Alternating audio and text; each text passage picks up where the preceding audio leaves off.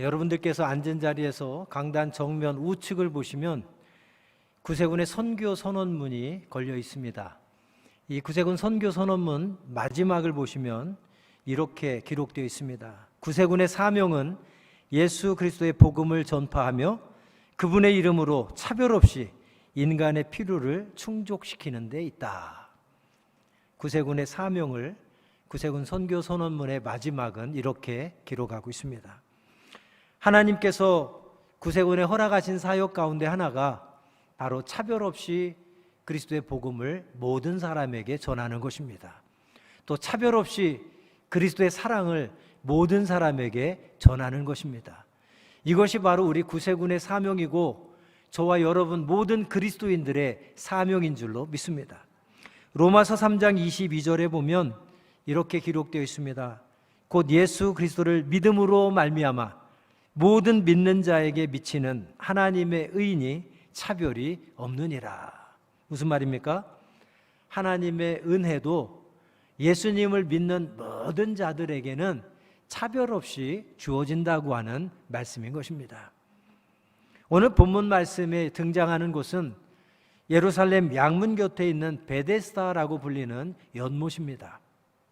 그곳에는 오늘 본문 말씀을 살펴보면 육신의 질병을 안고 있는 사람들이 그 연못가에 다 모여 있는 것을 우리는 확인할 수 있습니다.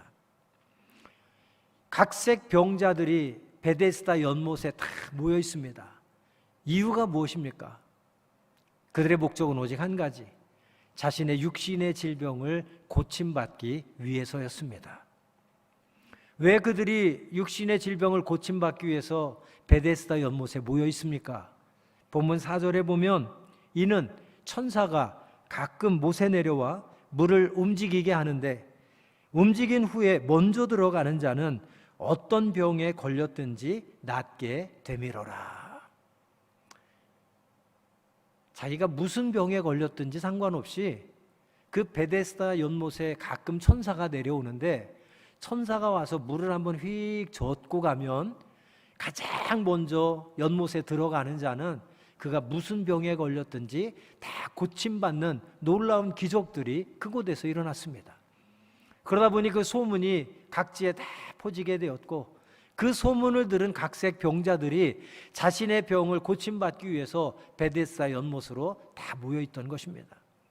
어떻게 보면 베데스다 연못은 모든 병자들에게 희망을 주는 장소였습니다. 그러나 모든 병자들에게 희망만 주는 곳은 아니었다는 사실을 우리는 생각해 볼 수 있습니다. 왜냐하면 그 많은 병자들이 다 고침받는 것이 아니라 그 중에 천사가 내려왔다 올라가면 가장 먼저 들어가는 한 사람만 나을 수 있기 때문에 그 한 사람에게는 희망의 장소이기도 하지만 병 고침을 못 받는 또 연못에 가장 먼저 들어가지 못하는 자들에게는 절망과 낙심의 장소가 되기도 하기 때문인 것입니다. 그런데 중요한 것은 그곳에 예수님께서 찾아가셨다고 하는 사실입니다.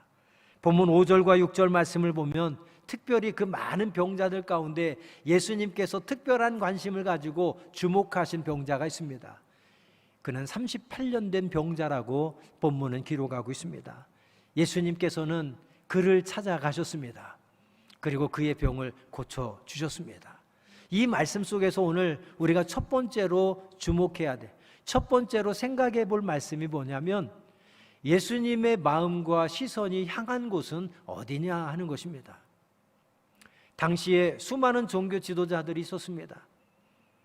의로운 것이라고 하면 둘째가라고는 서러워한 바리새인들이 또한 많이 있었습니다. 율법 학자들도 있었습니다. 많은 종교 지도자들도 있었습니다.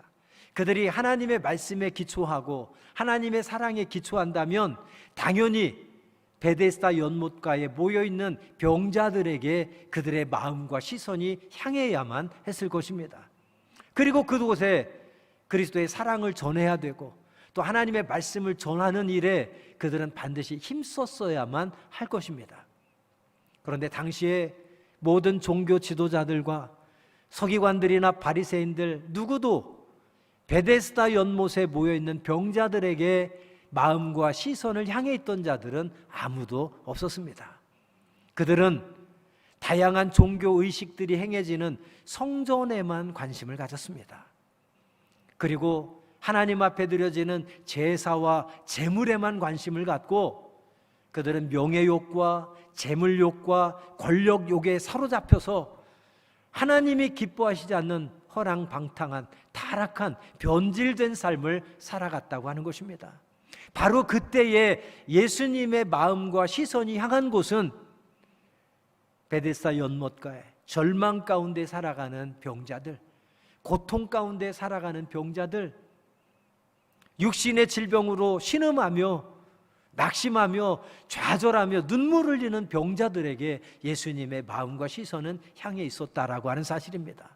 오늘 본문 말씀을 통해서 세계 선교주의를 지키는 우리들이 무엇보다 먼저 회복해야 될 마음은 바로 이 예수님의 마음인 줄로 믿습니다.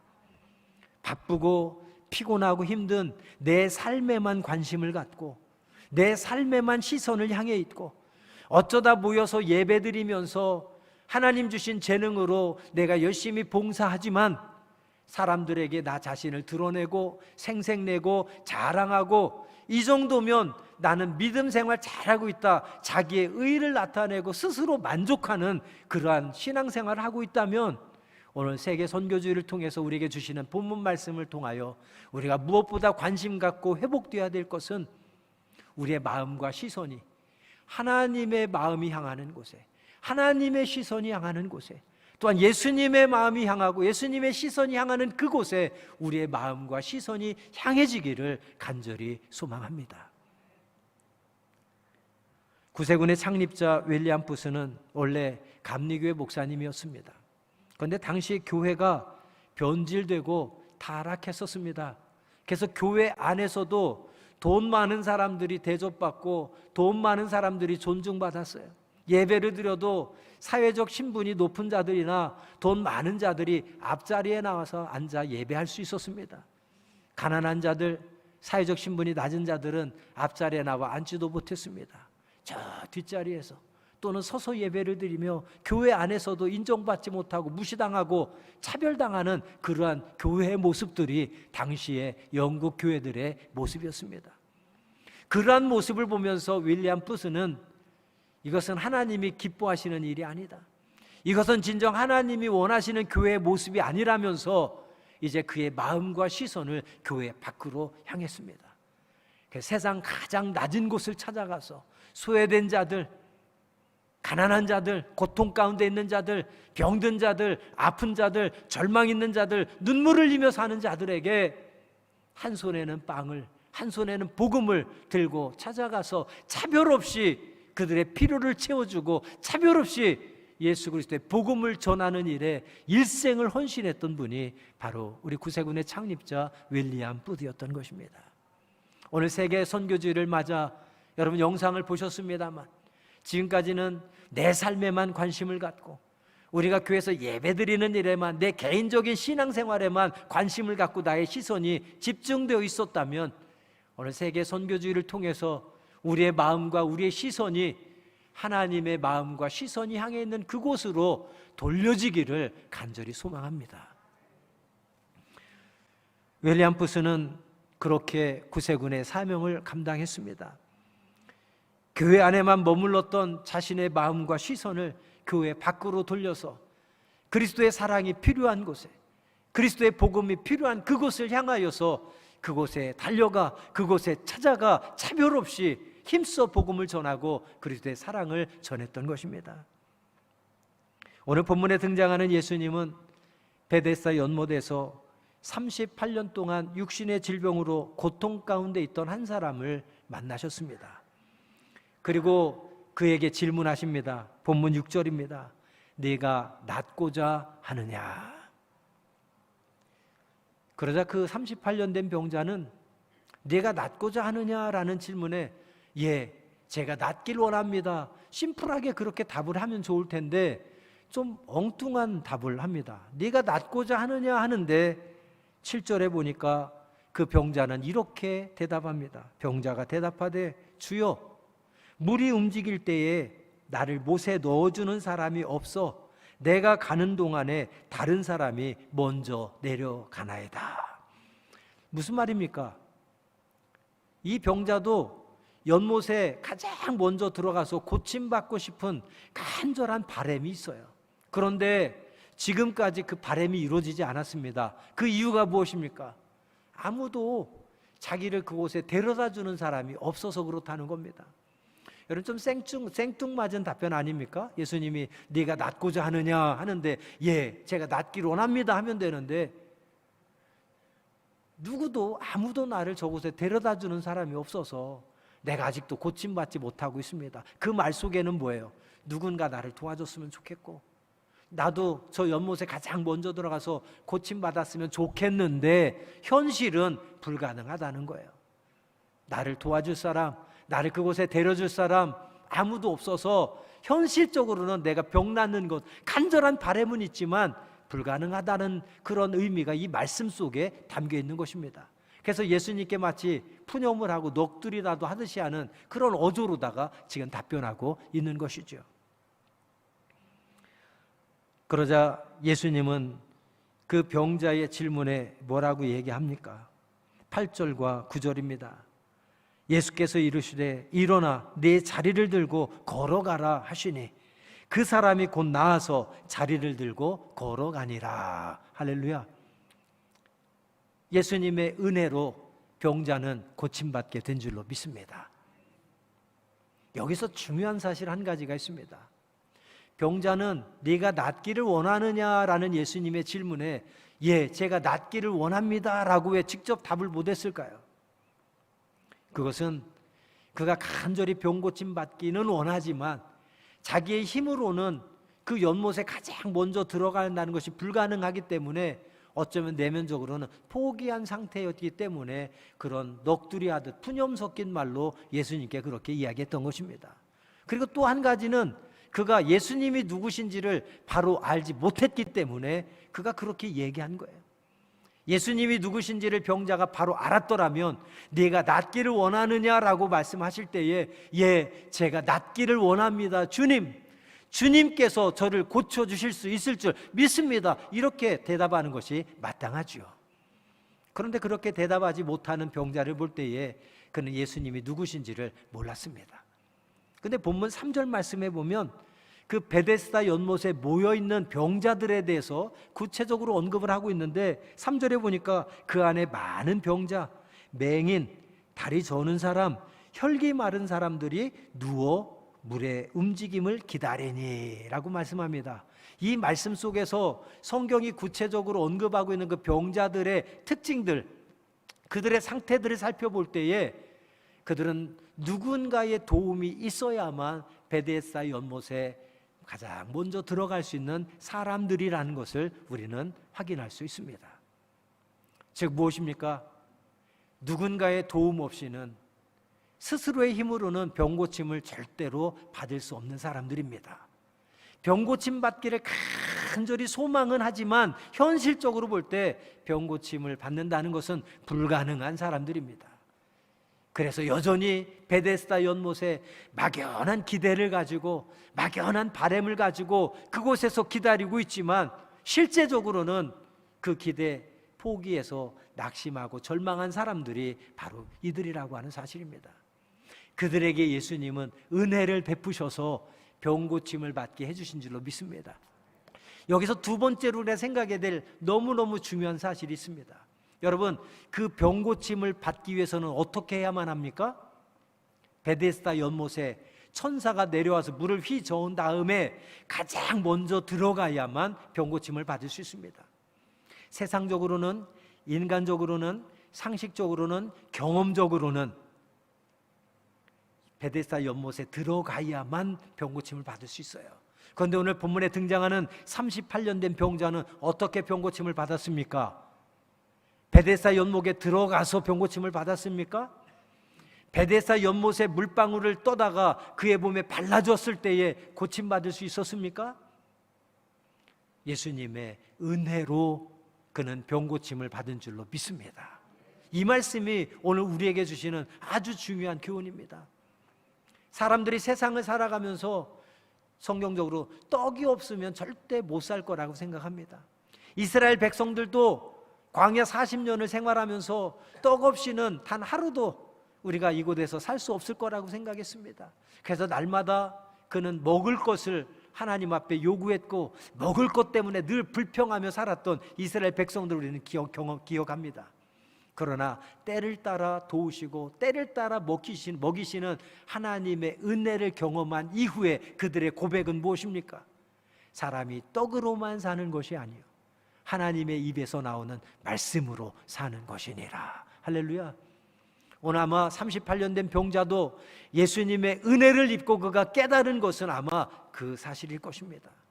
베데스다 연못에 들어가야만 병고침 받을 줄 알았는데 베데스다 연못에 들어가지 않아도 예수님과의 만남을 통해서 예수님의 말씀을 통해서 예수님의 은혜를 통해서 병고침을 얻을 수 있다고 하는 사실을 깨닫게 된 줄로 믿습니다. 오늘 이 은혜가 우리 가운데 충만 임하기를 주의 이름으로 축원드립니다.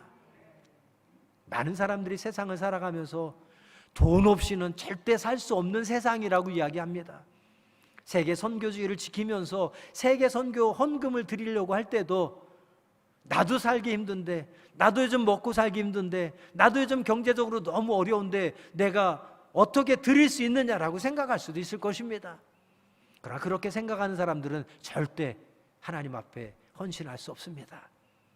그러나 모든 것이 하나님의 은혜임을 깨닫고 고백하며, 또한 사람이 떡으로만 물질로만 사는 것이 아니라 하나님의 입에서 나오는 말씀으로 사는 것이라는 사실을 지금까지 경험했다면 우리는 또한 그 앞에서 하나님 앞에 우리의 작은 기도와 작은 예물을 드림으로 하나님 앞에 헌신할 수 있을 것입니다.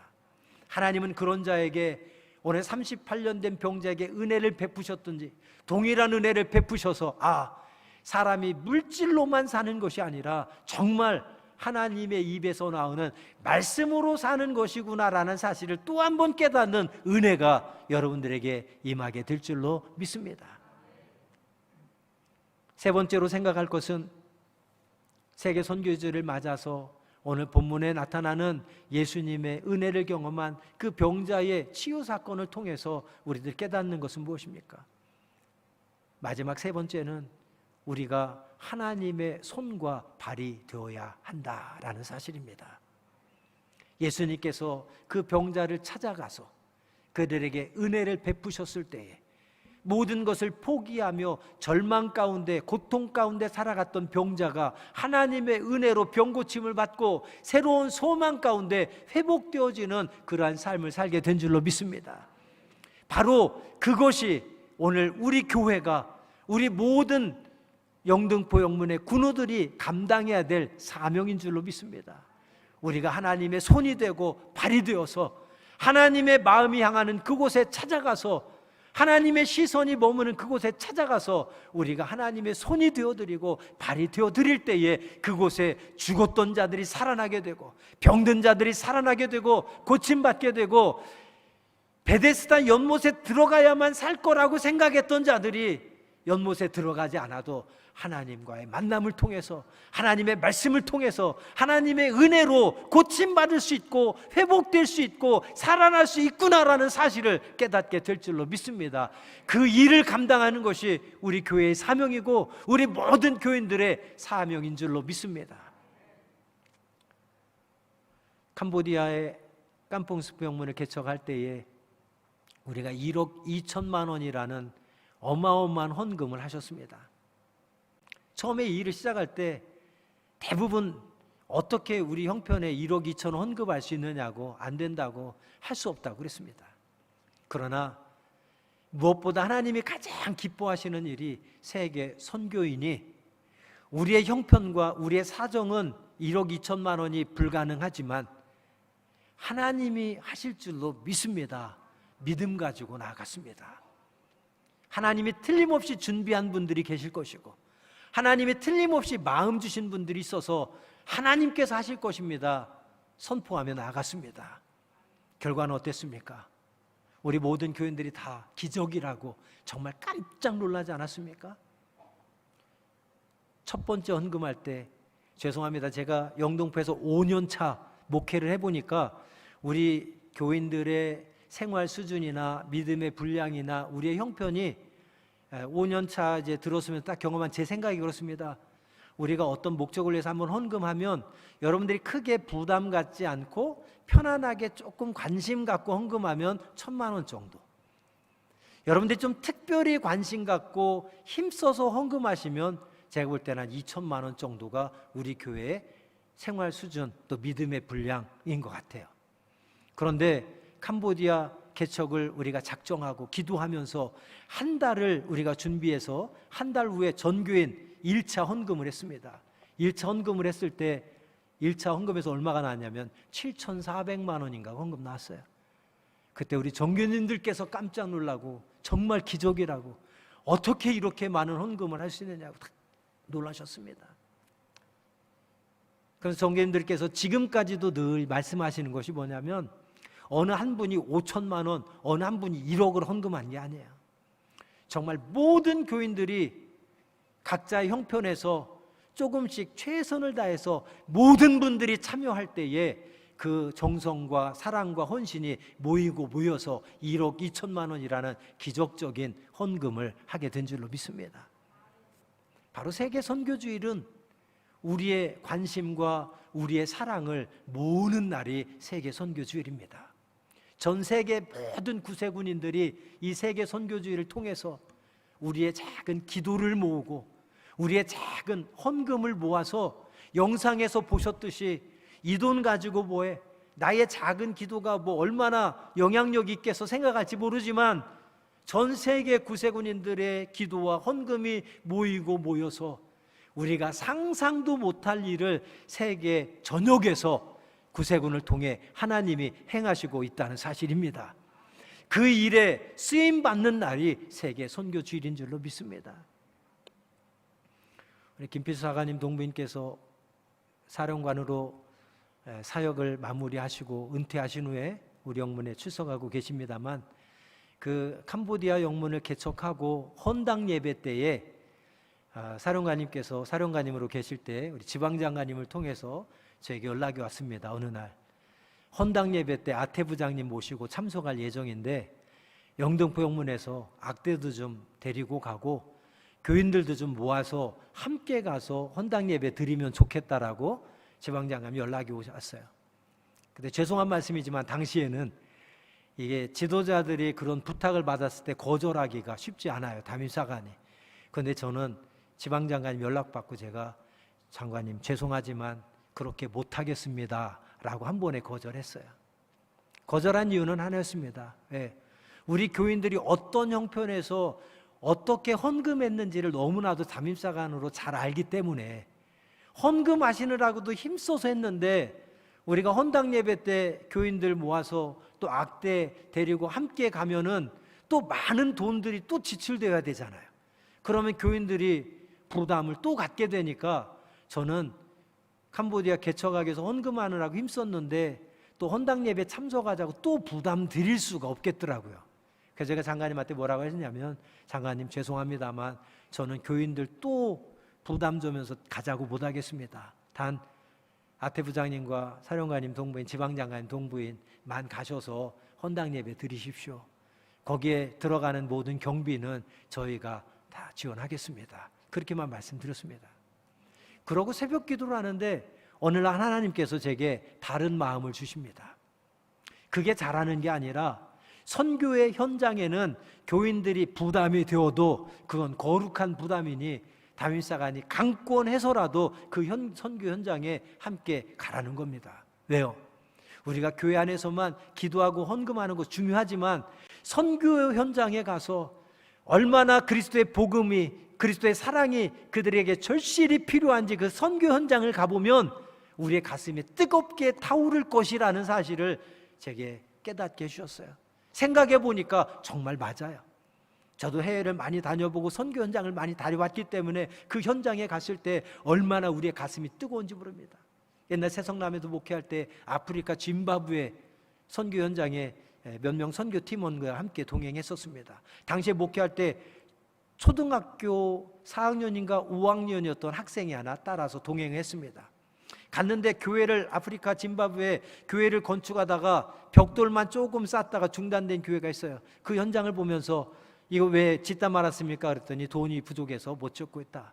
이거를 다 완공하려면 얼마 정도 듭니까? 그랬더니 당시에 한국 돈으로 200만 원 정도면 완공할 수 있습니다.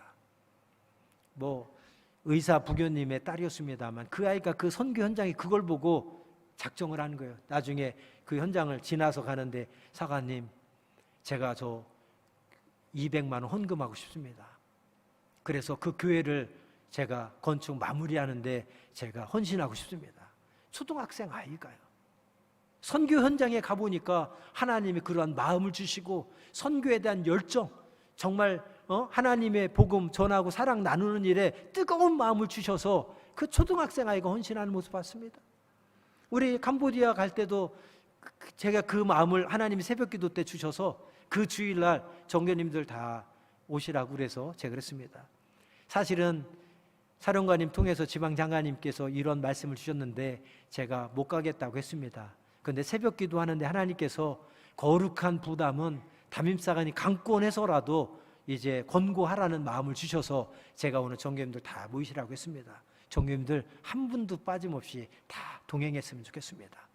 직장 있으신 분들은 휴가라도 내시고 함께 가시죠. 그리고 주변에 권고하셔서라도 우리 최대한 많이 갔으면 좋겠습니다. 그리고 17명, 17분이 그때 갔다 왔습니다. 그리고 그 위에 풀뿌리 선교회가 만들어지고 32명이 또 단기 선교를 갔다 왔습니다. 그리고 그 선교 현장에 갔다 오신 분들을 통해서 선교에 대한 하나님이 뜨거운 마음을 주셔서 풀뿌리 선교회도 만들어지고 매달 캄보디아 선교를 위해서 헌금들을 자발적으로 하셔서 교회 개척 이후에 지금 4년째 매달 50만 원씩 우리 교회 개척한 깐풍스프 영문에 우리가 계속 지원하고 있습니다. 누가 시켜서가 아니라 그 선교 현장에 가보니까 하나님이 뜨거운 마음을 주셔서 자발적으로 세계 현장에 대한 사모함과 간절함과 열정을 허락해 주셔서 하나님이 행하신 일들인 줄로 믿습니다. 우리 악대원들, 물론 헌당 예배 때 악기 연주를 위해서 우리가 함께 동행했지만 두고두고 행복하고, 요즘도 가끔 유튜브에 올려지지 않는 영상을 보면서 참 기쁘고 행복한 것은 악대원들이 그곳에서 마치고 인터뷰를 할 때에 자기들이 음악을 하는 목적에 대해서 바로 깨닫게 되고, 또 하나님께서 주신 재능을 이렇게 어려운 이웃들을 위해서 사용할 수 있는 것에 대한 보람을 가지고 가치를 느껴서 앞으로도 정말 이런 삶을 살아가고, 앞으로도 내가 악기를 하지만 이런 사역을 계속 하고 싶다는 그런 인터뷰를 할 때에 얼마나 보람 있고 가치 있었는지 모릅니다. 사랑하는 여러분, 오병이의 기적 아시죠? 5천 명이 모였습니다만 먹을 것이 없어서 모두가 다 이제 고민하고 있는 그때 한 소년이 물고기 2마리와 보리떡 5개를 드립니다. 어쩌면 물고기 2마리와 보리떡 5개, 그 5천 명을 먹이기에는 턱없이 부족한 것이었습니다. 아무런 영향력도 끼칠 수 없는, 너무나도 보잘것없는 한 소년의 점심 식사 한 끼였습니다. 그러나 중요한 것은 보잘것없지만, 미약하지만, 아무런 영향도 끼칠 것 같지 않지만 그 한 소년의 식사가 예수님의 손에 들려졌을 때에 그 자리에 있는 5천 명이 배불리 먹고도 12광주리가 남는 놀라운 기적이 나타난 줄로 믿습니다. 바로 그것입니다. 우리가 세계 선교주의를 지키며 세계 선교를 위해서 기도를 드리고 세계 선교를 위해서 헌금하는 것, 이 보잘것없는 내가 드리는 헌금이 나 하나를 볼 때 너무 미약하고 보잘것없고 이게 세계 선교에 얼마만한 영향력이 있다고 생각할까 하겠지만, 그것이 하나님의 손에 들여졌을 때 영상을 통해 확인됐듯이 전 세계 132개국 이상에서 차별 없이 그리스도의 복음이 선포되고 그리스도의 사랑이 전해지는 일에 쓰임받는 놀라운 도구들이 된 줄로 믿습니다. 말씀을 맺겠습니다. 윌리엄 부스는 이렇게 말합니다. 이러한 열정의 정신을 소유하는 것은 좋은 일입니다. 그 열정의 정신은 당신의 손길이 닿는 곳에 있는 모든 사람을 확 타오르게 하거나 일으킬 수 있는 것입니다. 무슨 말입니까? 우리 모든 구세군인들이 하나님의 손과 발이 되어서 차별 없이 복음이 전해질 그곳에, 차별 없이 그리스도의 사랑이 전해져야 될 그곳에 우리들이 하나님의, 예수님의 손과 발이 되어서 그곳에 복음을 전하고 그곳에 사랑을 전할 때에 절망하던 자들이, 고통하던 자들이, 포기하고 낙심 가운데 있었던 자들이 새롭게 일어나는 놀라운 역사가 나타나게 된다는 사실입니다. 놀라운 변화와 기적들이 그곳에 나타난다는 말씀입니다. 그 일을 우리가 확신하고 오늘 세계 선교주의를 지키며 내가 하나님의 손과 발이 되어서 하나님의 마음이 향한 그곳에, 하나님의 시선이 향한 그곳에 내가 가기를 소망합니다. 머물기를 소망합니다. 그리고 내가 하나님의 손과 발이 되어 그곳에 복음을 전하고 사랑을 전할 때에 죽어있던 자들이, 고통당하던 자들이, 아픈 자들이, 절망하던 자들이, 낙심하고 포기하며 눈물 흘린 자들이 회복되어지고 치유되어지고 변화되어지고 살아나는 놀라운 기적이 나타날 줄 믿습니다. 그 믿음 가지고 하나님 앞에 나아가기를 간절히 소망합니다. 마지막으로 스크린에 적힌 말씀, 이 시간 우리의 가슴에 꼭 새기기를 소망합니다. 우리의 마음과 시선이 향하는 그곳이 교회가 되고 하나님 아버지의 말씀과 사랑이 차별 없이 선포되는 그곳에서 함께 예배할 때 그곳에 하나님의 나라가 임하고 하나님의 영광이 나타나게 될 줄로 믿습니다. 오늘 나눈 말씀 우리 가슴에 새기며 바로 그러한 삶을 살기를 결단하는 마음으로 자리에서 다 함께 일어나셔서 마지막 찬양 결단하며 기도하는 마음으로 하나님 앞에 올려드리겠습니다. 아버지, 당신의 마음이 있는 곳에 나의 마음이 있기를 원해요. 아버지, 당신의 눈물이 고인 곳에 나의 눈물이 고이길 원해요. 아버지, 당신이 바라보는 영혼에게 나의 두 눈이 향하길 원해요. 아버지, 당신이 울고 있는 어두운 땅에 나의 두 발이 향하길 원해요. 나의 마음이 아버지의 마음 알아. 내 모든 삶 아버지의 뜻이 될 수 있기를 나의 온 몸이 아버지의 마음 알아. 내 모든 삶 당신의 삶 되기. 기도하는 마음으로 한 번 더 찬양합시다. 아버지, 당신의 마음이 있는 곳에 나의 마음이 있기를 원해요. 아멘. 아버지, 당신의 눈물이 고인 곳에 나의 눈물이 고이길 원해요. 아버지, 당신이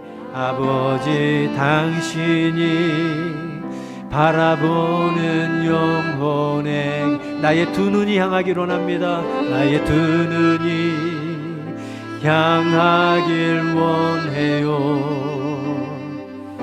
아버지, 당신이 울고 있는 어두운 땅에 나의 두 발이 향하길 원해요.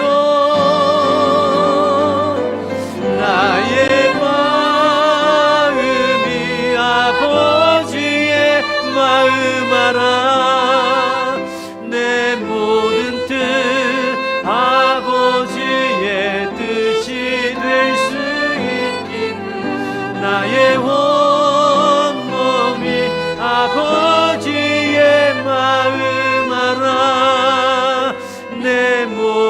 삶 당신의 후렴만 한 번 더 고백합시다. 나의 마음이 아버지의 마음 알아. 내 모든 뜻 아버지의 뜻이 될 수 있기를. 나의 온몸이 아버지의 마음 알아. 내 모든 삶 당신의 삶 되기를.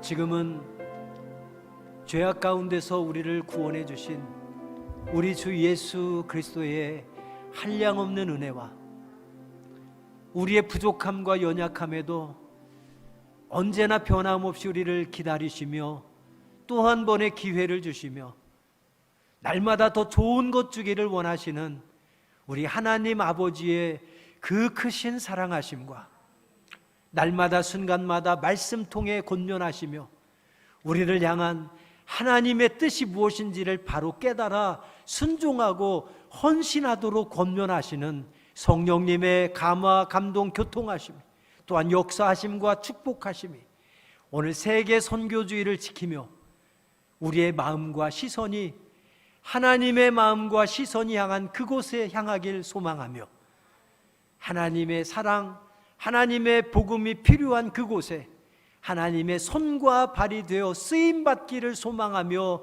결단하며 기도하는 사랑하는 주의 백성들 머리 위에 지금부터 영원토록 함께 하시옵기를 간절히 축원하옵나이다. 아멘.